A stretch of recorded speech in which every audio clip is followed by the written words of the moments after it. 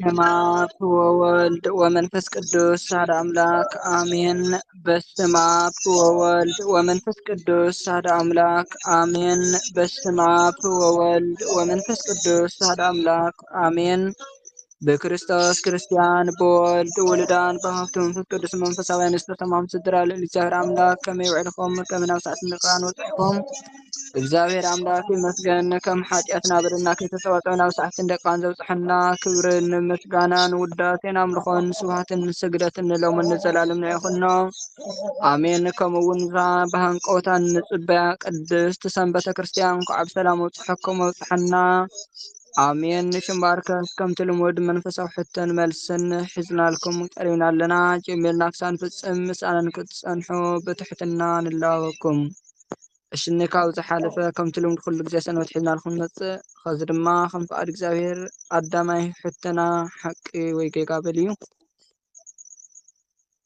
ጌታችን መድኃኒትና ጎይታና መድኃኒትና ኢየሱስ ክርስቶስ ዝተወለደሉ ቦታ ገሊላ ይበሃል። ሓቂ ወይ ጌጋ ጎይታና መድኃኒትና ኢየሱስ ክርስቶስ ዝተወለደሉ ቦታ ገሊላ ይበሃል። ቃል ሕይወት ይስመዐልና ጸጊኡ ዝሓልኩም እግዚአብሔር አምላክ ጎይታና መድኃኒትና ኢየሱስ ክርስቶስ ዝተወለደሉ ቦታ ኣብ ገሊላ ዘይኮነስ ኣብ ቤተልሔም እዩ። ስለዚ ጌጋ ቃል ሕይወት ይስመዐልና እግዚአብሔር አምላክ ጸጊኡ ዝሕ ሙሉእ መልሲ እዩ። እሽኒ ተወሳኺ ሕተና ድማ ሓቂ ወይ ጌጋ እዩ።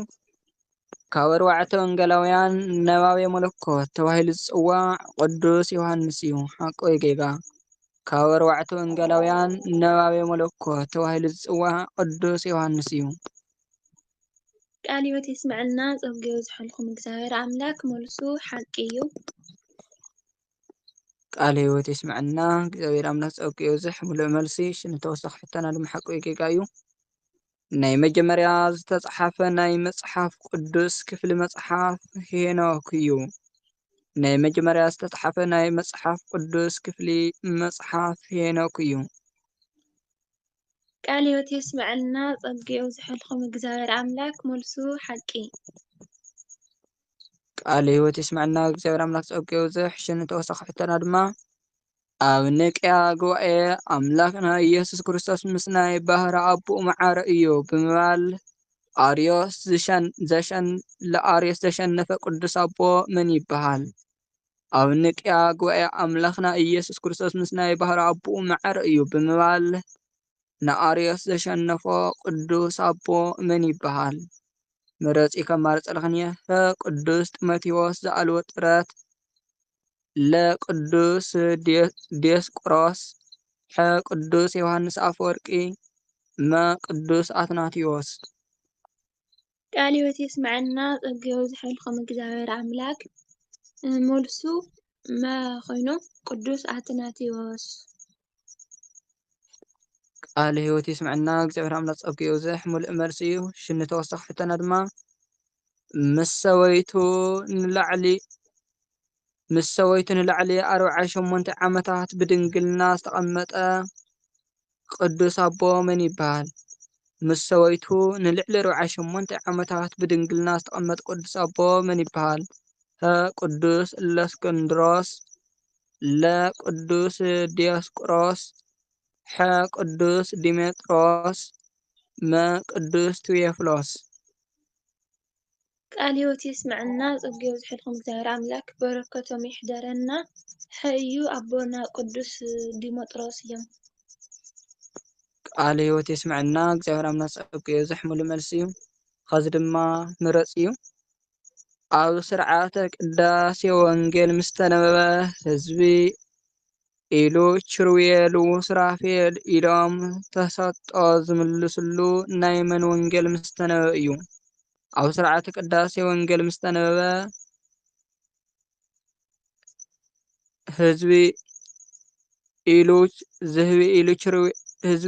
ችርውየል ሱራፌል ኢሎም ተሰጥኦ ዝምልስሉ ናይ መን ወንጌል ምስ ተነበበ እዩ?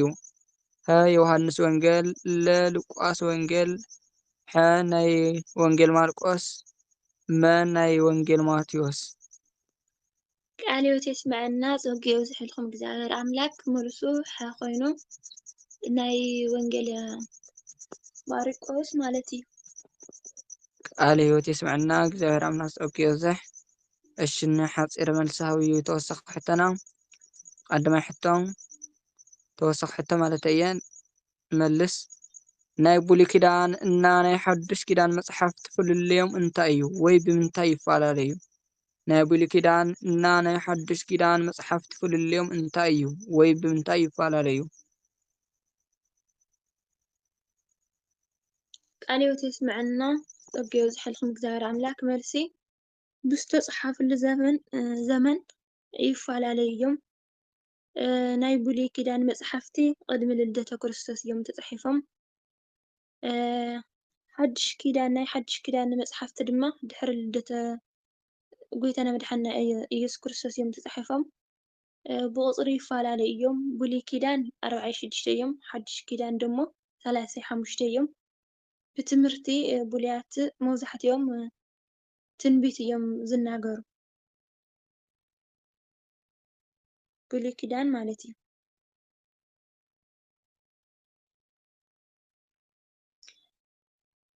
ካብኡ ካብ መልሲ ክምሃር ቃለ ሕይወት የስምዐና እግዚአብሔር ኣምላክ ፀጊኡ ይብዛሕ። ሙሉእ መልሲ እዩ። ተወሳኺ ምንም ብዙሕ ንውስኽ የብሉን። ሓዱሽ ኪዳን ግን እቲ ትንቢት ምፍፃሙ ብደንቢ ይናገሩ። ብሉይ ኪዳን ክርስቶስ ክመፅእ እዩ፣ ክስቀል እዩ፣ ክትስእ እዩ ይብል።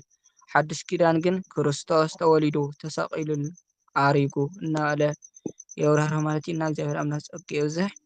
ቃለ ሕይወት የስምዐና። ሽም ተወሳኺ ሕቶና ናይ ስላሴ ሓድነትና ሰለስትነት ግለፃ። ናይ ስላሴ ሓድነትና ሰለስትነት ግለፃ። ቃለ ሕይወት የስምዐና ፀጊኡ ዝሕልኩም እግዚአብሔር ኣምላክ ናይ ስላሴ ሓድነትና ሰለስትነት ንዝብል ብስም ብኣካል ብግብሪ ሰለስተ እዮም። ብመለኮት ብኣጋዛዝኣ እዚ ዓለም ብምሕላፍ ብምግዛእ ሓደ እዮም። ቃለ ሕይወት የስምዐና እግዚአብሔር ኣምላክ ፀጊኡ ይብዛሕ። ቃለ ሕይወት የስምዐና። እሽኒ ከምዚ ዝገለፅክነ እዩ። ምክንያቱ ሓድነትና ሰለስትነት ክንገልፅ ከለና ብስም ብኣካል ብግብሪ ቃለ ሕይወት ይስምዐና። ሓድነቶም ከዓ ብመለኮት ብኣጋዛዝኣ እዚ ዓለም ብምሕላፍ ብምግዛእ ብፍቃድ እግዚአብሔር ኣምላክ ፀጊኡ ይብዛሕ። ሽኒ ተወሳኺ ሕቶና መፅሓፍ ቅዱስ ንምንታይ ቅዱስ ይበሃል? መፅሓፍ ቅዱስ ንምንታይ ቅዱስ ይበሃል? ቃለ ሕይወት የስምዐና ፀጊኡ ዝሕልኩም እግዚአብሔር ኣምላክ መፅሓፍ ቅዱስ ዝበሃለሉ መጀመርያ ካብ ቅዱስ እግዚአብሔር ስለ ዝተረኸበ፣ ካልኣይ ድማ ቅዱስ ዝኾነ ናይ እግዚአብሔር ቃል ስለ ዝናገር፣ ሳልሳይ ቅዱሳን ኣቦታት ብመንፈስ ተመሪሖም ስለ ዝፀሓፍዎ መፅሓፍ ቅዱስ ይበሃል ማለት እዩ። መፅሓፍ ቅዱስ ንብሎ ማለት እዩ። ቃለ ሕይወት የስምዐና እግዚአብሔር ኣምላክ ፀጊኡ ይብዛሕ። ሙሉእ መልሲ ቃለ ሕይወት የስምዐና። ሽኒ ተወሳኺ ሕቶና ድማ ዝጠፍአ ወዲ ዝብል ናይ መፅሓፍ ቅዱስ ታሪክ ኣብ መን ወንጌል ንረኽቦ? ናይ ዝጠፍአ ወዲ ዝብል ናይ መፅሓፍ ቅዱስ ታሪክ ኣብ መን ወንጌል ንረኽቦ? ቃለ ሕይወት የስምዐና ፀጊኡ ዝሕልኩም እግዚአብሔር ኣምላክ ኣብ መፅሓፍ ቅዱስ ብዛዕባ ዝጠፍአ ወዲ ዝናገረና ኣብ ወንጌል ሉቃስ ምዕራፍ 15 ፍቅዲ 11 ንረኽቦ ማለት እዩ።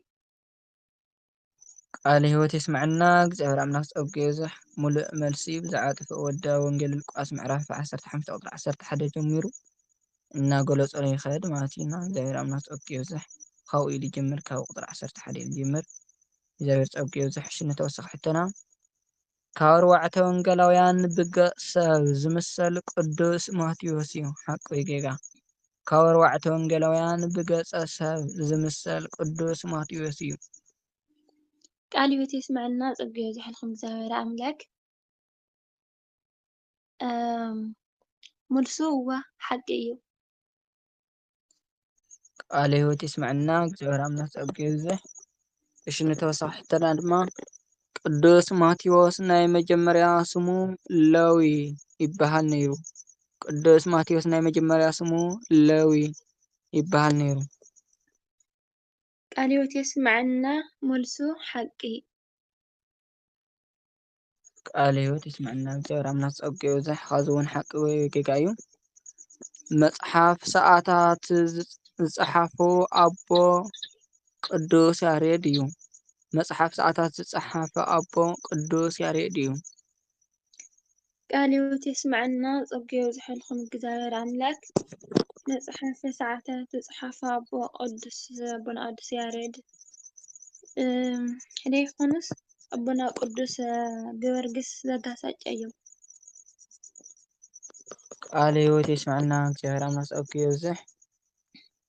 ቅዱስ ያሬድ አንቀጸ ብርሃን እና ቃል ሕይወት ይስመዐና ኣባ ገርግስ ዘጋስጫ ይበሃሉ። እግዚአብሔር ኣምላክ ፀጋ ይብዛሕ። ሽኒ ተወሳኺ ሕቶና ካብ ሚስጥረ ጥምቀት ቀፂሉ ወዲያው ዝፍጸም ሚስጥር ኣየናይ እዩ? ካብ ሚስጥረ ጥምቀት ቀፂሉ ወዲያው ዝፍጸም ሚስጥር ኣየናይ እዩ? ማርፀልኸን እያ ሀ ሚስጥረ ቁርባን ለ ሚስጥረ ቀንደል ሐ ሚስጥረ ንስሐ መ ሚስጥረ ሜሮን። ቃል ሕይወት ይስመዐና መልሱ ሚስጥረ ሜሮን። ቃል ሕይወት ይስመዐና እግዚአብሔር ኣምላክ ፀጋ ይብዛሕ። ሽኒ ተወሳኺ ሕቶና ድማ እዚ እውን ምረፅ እዩ።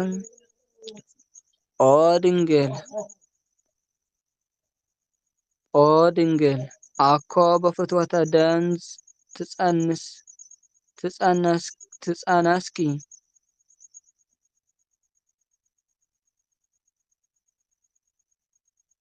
ኦ ድንግል አኮ በፍትወተ ደንዝ ተጸነስኪ አላ በሩካብየ ዘብህግ እምሃና እስመ ስላሴ ይቅርታ ናይ ግእዝ እምሃና ውእያ ቆም ተወለድኪ ዝበለ ኣቦ መን እዩ?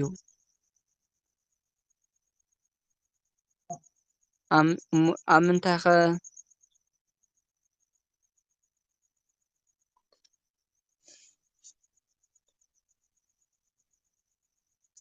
ኸ ድርሰትስ ኣብ ምንታይ ንረኽቦ? ክደግማ እየ። ኦ ድንግል ኣኮ በፍትወተ ደንዝ ተጸነስኪ አላ በሩካብየ ዘብህግ እምሃና ወያቀም ተወለድኪ ዝበለ ኣቦ መን እዩ? ኣብ ምንታይ ኸ ንረኽቦ? ምንታይ ድርሰት ረፅዩ? ቅዱስ ያሬድ ኣብ ድርሰቱ ለ ኣብ ጽጌ ድንግል ኣብ ማህሌተ ጽጌ ሐ ኣባ ሕርያቆስ ኣብ ቅዳሴ ማርያም መ ቅዱስ ኤፍሬም ኣብ ውዳሴ ማርያም። ቃል ሕይወት ይስመዐና ፀጋ ይብዛሕልኩም እግዚአብሔር ኣምላክ ኦ ድንግል ኣኮ በፍትወተ ደንዝ ተጸነስኪ አላ በሩካብየ ዘብህግ እምሃና ወያቀም ተወለድኪ ልብል ኣበይ ንረኽቦ ልብል ውዳሴ ማርያም ኣብ ውዳሴ ማርያም ንረኽቦ ማለት እዩ። ኣባ ሕርያቆስ ኣብ ውዳሴ ማርያም። ቃል ሕይወት ይስመዐና እግዚአብሔር ኣምላክ ፀጋ ይብዛሕ። ቃል ሕይወት ይስመዐና ኣባ ሕርያቆስ ኣብ ቅዳሴ ማርያም ዘይኮነ ኣብ ቅዳሴ ማርያም ምክንያቱ ውዳሴ ማርያም ናይ ቅዱስ ኤፍሬም እዩ። እግዚአብሔር ኣምላክ ፀጋ ይብዛሕልኩም። ቃል ሕይወት ይስመዐና። እሺ ንተወሳኺ ሕቶና ናይ ኣዴና ቅድስት ድንግል ማርያም ተኣምራታ ኣብ ሓደ ጠርዝ ሰብሲቡ ዝፀሓፈ ኣቦ መን ይበሃል?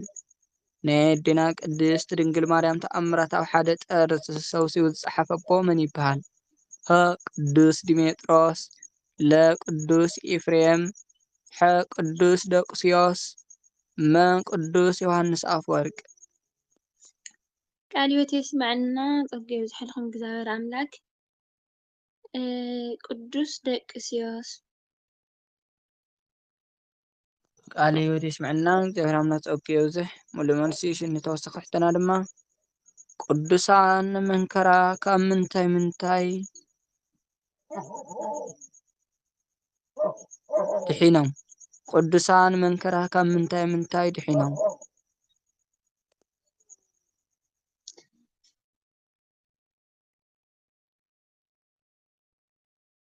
ድገምለይ እስቲ ቅዱሳን መንከራ ካብ ምንታይ ምንታይ ድሒኖም በፂሕዎም ይቅርታ ቅዱሳን መንከራ ካብ ምንታይ ምንታይ በፂሕዎም ቃለ ሕይወት የስምዐና ቅዱሳን ኣቦታትናሲ መንከራስ ካብ ምንታይ ይመፅኦም ዝብል ሓደ ካብ ባዕላቶም ካብ ስግኦም ካልኣይ ድማ ካብ ዲያብሎስ ሳልሳይ ኢሎም ካብ ሰባት ካብ መናፍቃን ካብ ነጋስታት ወዘተ ማለት እዩ። ቃለ ሕይወት ይስምዐና እግዚአብሔር አምላክ ጸጋ ይብዝሕ ብሓቂ ቃለ ሕይወት ይስምዐና። እሺ እኒ ናይ መወዳእታ ሕቶና 318 ሊቃውንቲ ኣቦታትና ካብ ዝበሃሉ ተነኣሰ 1-5 ትገልጻ ማለት እዩ። 318 ሊቃውንቲ ኣቦታትና ካብ ዝበሃሉ ተነኣሰ 1-5 ግለጻ። እሺ እግዚአብሔር አምላክ ይሕግዘኒ ቃለ ሕይወት ይስምዐና ጸጋ ይብዝሐልኩም። ሓደ ቅዱስ አትናቴዎስ ሐዋርያዊ፣ ካልኣይ ቅዱስ እለእስክንድሮስ፣ ሳልሳይ ቅዱስ ቶማስ ካብኡካ ካብ መልሲ ክመሃር ቃለ ሕይወት ይስምዐና እግዚአብሔር አምላክ ጸጋ ይብዝሕ ቃለ ሕይወት ይስምዐና ምሙካር ዋና ነገር ቅዱስ አትናቴዎስ ሐዋርያዊ፣ ቅዱስ እለእስክንድሮስ፣ ቅዱስ ጴጥሮስ፣ ቅዱስ ቶማስ ዘመርዓስ፣ ቅዱስ ያዕቆብ ዘእንጽቢን፣ ቅዱስ ኒቄላዎስ፣ ቅዱስ አውስጣቴዎስ፣ ቅዱስ ጎርጎርዮስ ብሕፅር ብዘበለ ማለት እዩና እግዚአብሔር አምላክ ጸጋ ይብዝሕ ቃለ ሕይወት ይስምዐና። አሜን አሜን አሜን። ዝነበረና ሕፅር ዝበለ መንፈሳዊ ሕቶን መልስን ዝመስል ነይሩ ጀሚርና ክሳብ ንፍፅም መፅን ኢልኩም ዝሰማዕኹምና ክብራት ሓትየ እግዚአብሔር አምላክ ኣብ ዝተገብርዎ ፆምን ጸሎትን ፅንን ይስማዓኹም አሜን። ኣላዕሉ ዘጀመረና ጀሚሩ ዘፈፀመና ልዕሊ ባህሪ እግዚአብሔር አምላክና ክብርን ምስጋናን ውዳሴን ኣምልኾን ስብሃትን ስግደትን ሎምን ንዘላለም ንዕኹኖ አሜን። ዝነጠበን ዝጎደለን ብኣፈት ጓሃን ቅዱሳን መላእክት ይተኣርመና አሜን። ናይ ቀጻሊ ሰንበት ይበለና ሽዑ ክሳብ ንራኸብካ ስሰናይ ንዓኹም ነሽዑ ሰዓት ይበለና። ወስብሐት ለእግዚአብሔር ወለወላዲቱ ድንግል ወለመስቀሉ ክቡር አሜን።